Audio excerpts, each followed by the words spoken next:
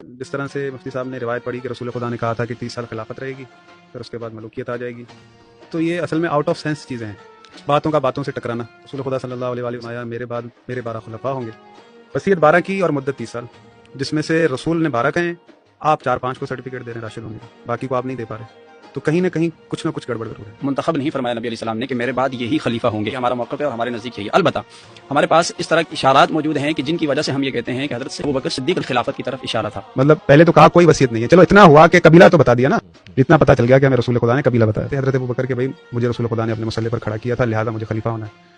انہوں نے کہا آپ ایسا کریں، حضرت عمر کو خلیفہ بنا دیں۔ حضرت عمر نے کہا نہیں آپ خلیفہ ہوں۔ انہوں نے بھی نہیں کہا کہ بھائی آپ جو ہے وہ مصلی پر کھڑے ہوئے تھے لہٰذا آپ کو خلیفہ ہونا ہے۔ پھر اگلی جو دوسری روایت ہے یہ ہے کہ امیر المومنین نے بیعت نہیں کی تھی، بخاری میں جو لکھا ہے 6 مہینے تک بکر سے کہا کہ آپ خلیفہ ہو گئے، مجھ سے پوچھا تک نہیں، حالانکہ میں اس چیز کا خود کو حقدار سمجھتا ہوں۔ انہوں نے ریٹن میں بھی یہ بات نہیں کہی کہ بھائی مجھے تو مصلی پر کھڑا کیا تھا، آپ بلا وجہ میری بیعت نہیں کر رہے، کیوں آپ سے پوچھتا؟